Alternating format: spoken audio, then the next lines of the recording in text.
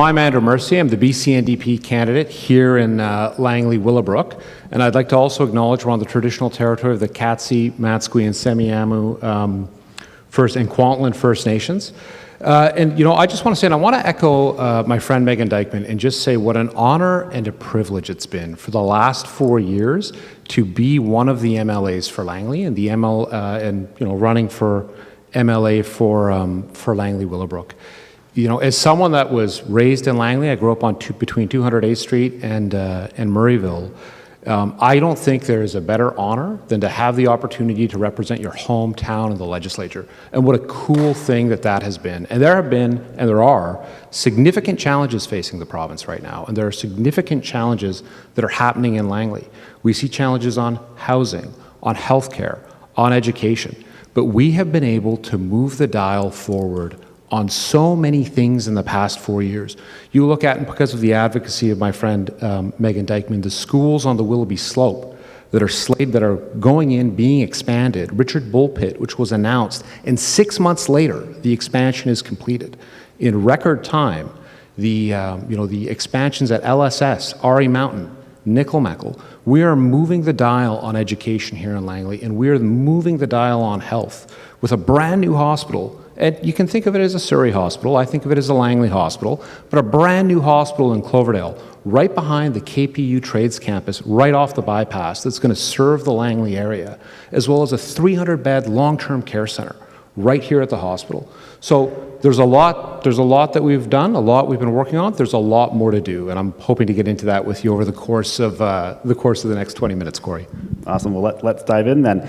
Why don't we start with our housing and infrastructure category. This afternoon, I was speaking with CBC News about the new report from the Mayor's Council about the $600 million deficit at TransLink and the looming service cuts if nothing is done to bridge that. Langley gets wiped off the TransLink map if we don't get anything to solve the transit shortfall. So what is your position? What's the NDP position on transit in general, but also how do we solve this gap that TransLink has exposed for everybody?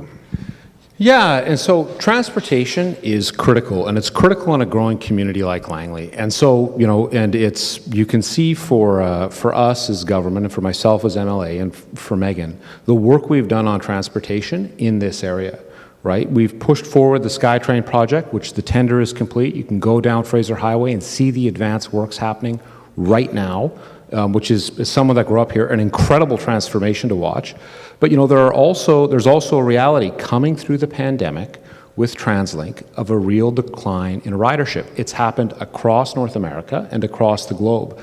British Columbia has had the fastest rebound in transit ridership of any jurisdiction in North America. And it's because we've been there supporting TransLink and supporting transportation along the way. And that's meant that temporary bridge funding of several $100 million to TransLink to keep it going while we can sit down and have these conversations with the mayors, because there are, any kind of shared policy issues that need to be sat down and worked through to come to an arrangement. But, I would say we're committed to working through those and to making sure that transit is funded in a stable and ongoing manner. Thanks for that. You mentioned the SkyTrain, you mentioned the Cloverdale/Langley Hospital. That project is over budget and delayed. The SkyTrain was just delayed by a year and $2 billion. Do you have any comment on what is going on with the infrastructure projects that have been announced but are taking longer and costing more to get actually operational for people to use?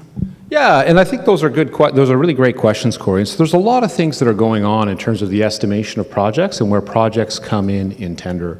And when you look at a project that was estimated at the beginning of the pandemic in 2020, you get past the post-pandemic reality, and you see a lot of the assumptions have changed pretty dramatically. Inflation has gone up, supply chain and material supply, as I'm sure a lot of your members have noticed, have really been in a crunch point. But there's also a real crunch for skilled labor. In the next 10 years, we need 83,000 skilled tradespeople in British Columbia. 67% of that is due to retirements, and the rest is due to new construction, new infrastructure, plans for new projects. And so we need to make sure that we're there supporting that so that we can get projects built on time, but we also need to have those projects to be there to train the next generation. which is why we're committed to that infrastructure, but we're also committed to doubling the amount of apprenticeship that happens in this province. That's an announcement we made today, that we will double the amount of apprenticeship seats. Because, and I'll tell you right now, if you have a young person in your life, you couldn't tell them to do something better than to get into the trades. Because on the one hand, you look at it as a skilled work crisis. On the other hand, that's someone that's going to have employment throughout the course. I appreciate that, and a lot of those trades are going to be working in the housing sector, so why don't we look at that here. We can't solve the housing shortage without building housing. How do you think the government should work with the development community in the Fraser Valley, which is largely disincentivized from building right now? There's some tough math on projects to make them viable, to ensure that the housing supply that we actually need gets built. Because it's one thing to have dollars and programs, but unless we're getting nails and boards, we're not getting any of the housing that we need. Yeah, absolutely, and that's been a real problem in terms of rising interest rates as well. What we need to do is get people into homes. We need homes that are being built, and we need to work with the home building community to do that, and partly through removing barriers in terms of getting projects through the pipeline and into construction. But also a real advantage that the government of British Columbia has is financing. We're the only province in Canada that has a AAA credit rating, which means that we can borrow money to fund programs for home building and to get people into homes at a rate that's just not available in the private market. And so we need to look at innovative partnerships to get that housing built. Now, BC Build, so as mentioned by my friend Megan, is a very important one where we work with communities. And we work with nonprofits and other organizations to identify underutilized land, right? That we can get folks into, we can get projects built on that works for everyone. But we also need to look at other potential solutions. And I'm really excited about the Heather Lands project with the Musqueam, Squamish, and Tsleil-Waututh that was announced, which is a government-backed financing arrangement that would see folks covering 60% of the market cost and allow them to get in to the project, and it's self-sustaining in terms of financing. So we have to be creative, we have to be innovative, but we also have to work with the sector so we're doing what works. Just picking up on we're continuing on the housing theme. Your government has passed in November a series of pretty bold housing statutes, which has seen some pushback at the local level on the impact it's going to have in communities like Langley that are growing very fast, but there's going to be requirements for them to grow denser, grow more in certain areas. What's the balance that you think we should be striking between getting the housing that we need, but making sure the infrastructure is in place, and then respecting the communities that people have moved to and built in wherever they live? Yeah, it's funny, over the past 4 years, and even during this election campaign, I haven't talked to a single person that hasn't brought up with me the need for more housing and the need for more housing in Langley. And, I feel it acutely. I'm a renter, and it's probably the biggest challenge facing us. And like any big challenge or crisis, public safety, healthcare, housing, I haven't spoken to anybody that said to me, well, this is this level of government's responsibility. People want solutions to the issue. So what we've looked at is a series of measures that in the aggregate will help with housing affordability. Now, the statutes you mentioned, the laws you mentioned that remove barriers to get gentle density and multifamily built are a major part of that. Transit-oriented development's a major part of that. Removing speculation from the housing market's a major part of that. Regulating Airbnbs, right, is a major part of that, because homes are for people. And so we need to make sure we're focused on that like a laser, and across the whole spectrum of public policy when it comes to housing. It is the issue of our time.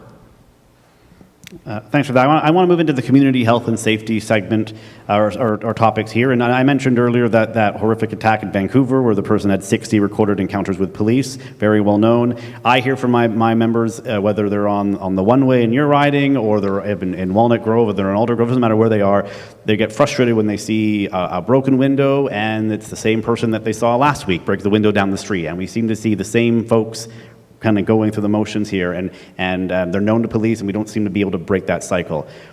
As MLA and over the last 4 years, and if you get reelected, how do you propose we break that cycle? How do we get our handle on this kind of repeat offender, low-grade grinding crime that we're seeing on the streets, and not just in the downtown east side now, it's everywhere across the province? Everyone deserves to feel safe in their community, Corey. And I think what you're asking is really two different sets of issues, which is repeat offenders and sometimes violent repeat offenders, and also then those street entrenched folks who have sometimes profound substance use, mental health issues, and acquired brain injury. And we need to deal with the two and deal with strategies that are appropriate for those problems. And so in terms of repeat offenders, we have advocated to the federal government in terms of bail reform, that bail reform needs to happen so that if someone is violent, they are not let out on the street while they are awaiting sentencing or while they are awaiting trial. And that's a key piece of advocacy that we have had to do, that David Eby has gone to Ottawa multiple times to try to push. But we also need to make sure that we're supporting police. We have some of the best community RCMP officers in the province working here in Langley.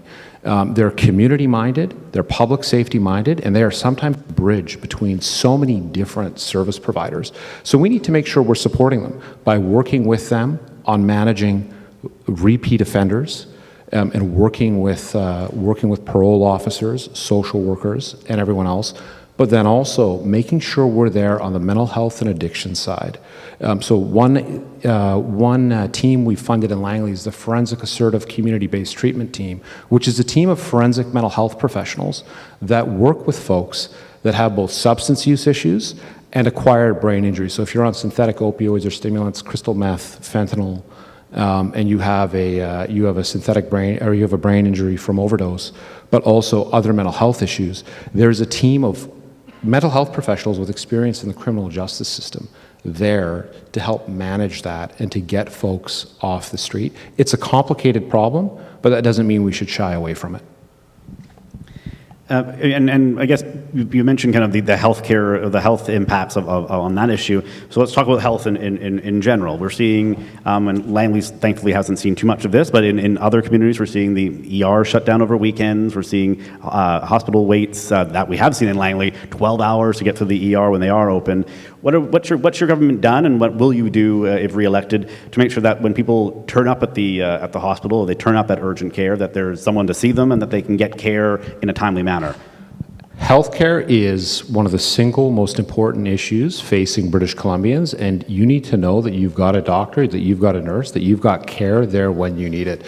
About 18 months ago, last summer, Megan and I went up to the hospital with Adrian Dix, and we spent 8 hours there sitting down with all of the different groups of staff in the hospital. We met with the hospitalists, the ER qualified nurses, we met with management, we met with the clerks, we met with the imaging techs, and we asked the same question: what will help with patient flow? What are the actual problems you're facing? And we heard it.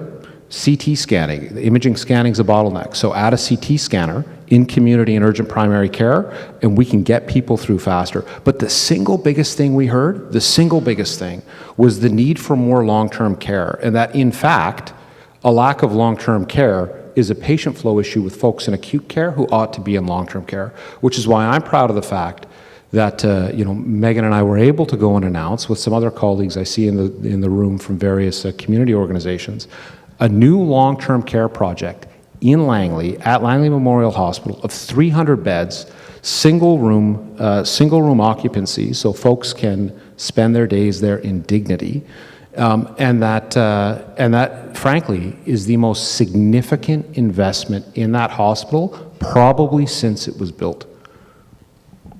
I'm going to move on to our jobs and economy and cost of living categories, and I did ask this question, or a take on this question earlier, and it probably should be one that you get. So, international credentials.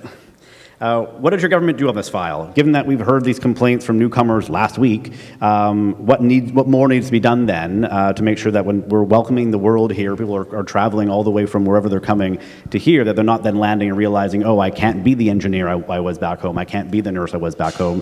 What if given another term, what would your government do to solve that? Yes, I'm proud to be part of a government that's a leader on this nationally, and so engineering is a good example. So In my role as Minister of State for Workforce Development, I introduced the International Credential Recognition Act, removing barriers for internationally trained professionals, and the amount of barriers in place, for me, after I went through engagement with community, was striking. I'll never forget, you mentioned engineers, I'll never forget talking to an Iranian engineer who had 20 years of engineering experience in Iran.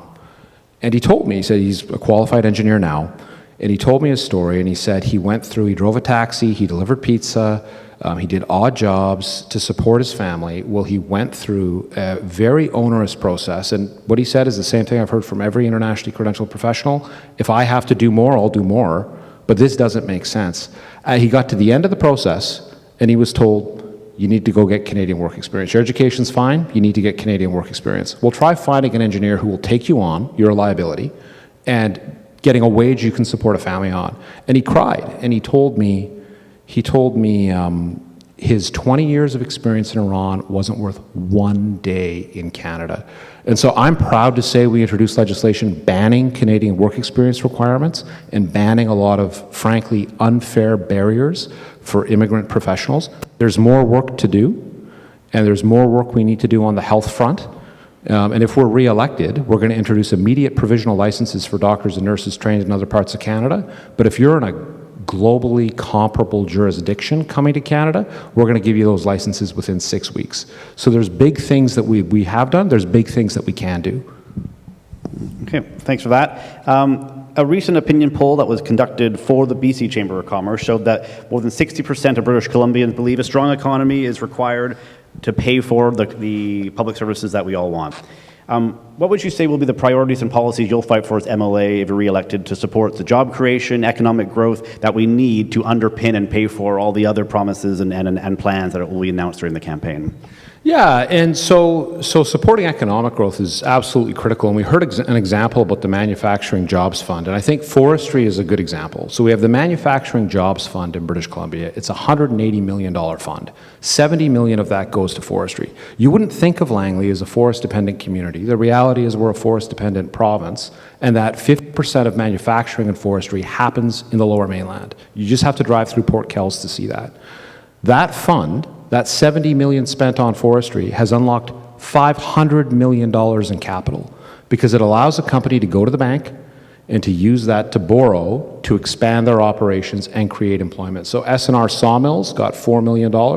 They were able to leverage that into significantly more and expand one of their lines, creating employment. We also need to make sure that we have the projects that are there and happening for tradespeople and construction workers. SkyTrain is going to create 4,000 direct jobs. That's to say nothing of the indirect jobs through material supply and other business-to-business relationships that are going to be created.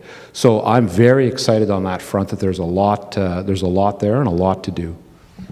And that's one program that I know has had some impact directly here in Langley. For businesses writ large, who maybe aren't manufacturers then, they're experiencing lots of operational costs, taxes, rents, materials rising rapidly, labor costs have been pushed to new records. What would you do as MLA to make it easier for Langley's small business community to thrive in an increasingly expensive environment? Well, and I think the answer to that, Corey, has been what my experience has been with you and with Megan over this period of time, which is to sit down with the Chamber and to have these conversations. And we've had many conversations, you and me and Megan and others, about the employer health tax and the threshold exemption for the tax for small businesses. And so in the last budget, we doubled that threshold exemption. So 90% of businesses don't pay that tax. But we did that, as a consequence of the advocacy of the Chamber and of those relationships. So if re-elected, we'll continue to have those relationships. We'll continue to be open to the Chamber, to your members, and to the community so that we can take those voices back to Victoria. We're coming up towards the end of our time here. It does go by fast, doesn't it? One of the biggest cost pressures on people, anyone going about now, is the interest rates, and you don't control that. That's coming from the Bank of Canada. A lot of these things that are driving up food prices are global supply chain challenges. What is in your remit? What do you have your hands on as an MLA or if you're reelected that you could do to make something more affordable for the people in this room? Cost of living and making sure that folks can get by and get through the day, and where we can take something off of people's plate, we are going to do that. And I look at childcare, one of the biggest changes over the last several years has been the build out of universal childcare. We've been able to take the cost of childcare across the board down by 50% for folks while building out. That is, if you have children under 5, that is significant. That is significant. But we also need to make sure that where we do have control as a province, where we're taking those steps, which is why we've fixed ICBC in terms of the financial situation for ICBC. The previous government was taking money out of it to roll into general revenue. We passed a law saying you can't put your hand into the cookie jar, and that revenue stays within the corporation, but that if there is a profit or an excess, that goes back to policyholders through rebates. So we've been able to put money back into people's pockets through ICBC rebates and by keeping the cost of insurance low, as well as looking at BC Hydro, looking at building out more housing, because the number one cost of living issue that I hear from folks in Langley, frankly, is housing. And so we need to continue forward with the housing plan, and we need to continue building out housing at every level that we can. Awesome. Thank you, Andrew. We have time now for your closing remarks. Anything you want to leave the audience with, leave the viewers with as we wrap up tonight? Well, I just want to thank everybody for coming out. And in particular, I want to thank you, Corey, the Chamber. I want to thank the Real Estate Board. And I want to thank KPU for the space, but also the community. Because ultimately, and I was saying this to Frank Buckholz earlier, but ultimately, elections are about community. And when you're running for office, you get to see your community in a really cool way that most people don't get to see. And so I want to thank everyone here for coming out and for participating. I hope over the course of this 25-ish minutes that I've earned your consideration. And you know, it's been an honor and a privilege. And I look forward to the next 22 days. Awesome. Thank you, Andrew.